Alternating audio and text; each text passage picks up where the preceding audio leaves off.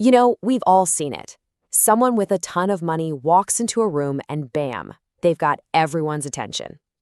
But here's the thing. Is that attention the same as genuine respect? Today, we're going to dig into that fascinating paradox, the one between the influence money can buy and the deep, lasting respect that only character can earn. Okay, let's just start with a truth that's kind of hard to ignore. In our world, it sure looks like money creates respect. I mean, it's a societal reality, right? When someone's wealthy, doors just seem to swing open for them. Their voice suddenly gets louder in a crowded room. And their opinions, they suddenly carry a lot more weight. That's the power of money on full display. But this is where we have to get really clear on the difference. See, money buys attention. It's like an external key that can open doors, for sure.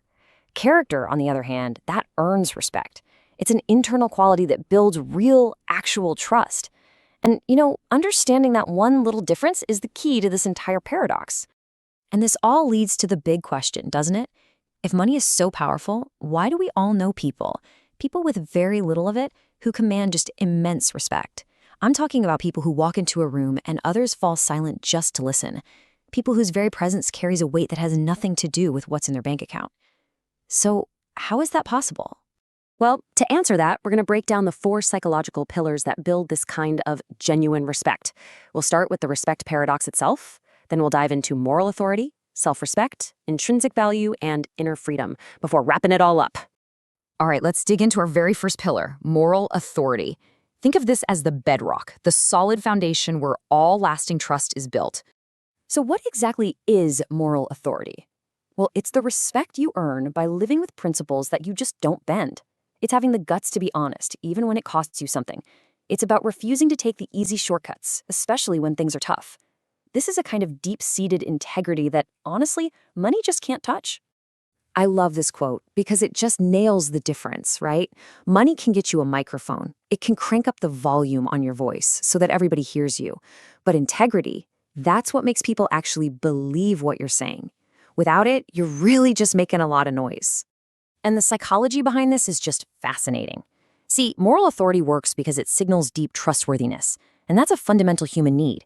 It earns real belief, not just some fleeting attention.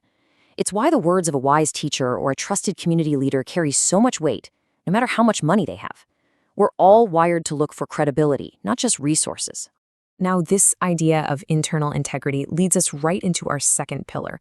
We're shifting from how you act in the world to how you see yourself, and that's the incredible power of personal dignity, or what we call self-respect. Here's a simple truth. We respect people who respect themselves. It's that simple. And people with strong self-respect, well, they have a few things in common. They have clear boundaries, they aren't running around begging for approval or chasing validation, and crucially, they absolutely refuse to tolerate disrespect, because on a fundamental level, they treat themselves as valuable. And here's why that matters so much. Carrying yourself with dignity sends this powerful, unspoken signal of inner strength. And that kind of strength is magnetic. It just naturally commands the respect of others. Because when you treat yourself as valuable, the world unconsciously starts to follow your lead. Okay, so this idea of valuing yourself, it leads to a much bigger question. What is truly valuable? Our third pillar is all about expanding the definition of wealth itself. It's about intrinsic value, contributing things to the world that are way more important than money. Think about it. Money isn't the only currency that matters in our relationships, not even close. In fact, some of the most valuable currencies are totally non-financial, like wisdom in a crisis, unwavering loyalty, the reliability of someone you can just always count on, clear guidance when you feel lost, or just genuine emotional support. I mean, these contributions are priceless. And this brings up a really powerful question. If you strip away all the money, all the possessions, what's actually left of a person? The answer is their character and their contribution. A wealthy person might give you resources, sure, but a respected person gives you wisdom and stability, and those are the things that shape a life in a much more profound way. Okay, this brings us to our final pillar, and this one is maybe the most subtle, but it might also be the most profound. It's called inner freedom, this unique wisdom that comes from non-materialism. So inner freedom is really a state of mind. It's about being free from that endless cycle of greed and material obsession. It's when you don't feel that constant pressure to impress other people with the stuff you own. It's a quiet confidence that's grounded in meaning, not in what you can show off.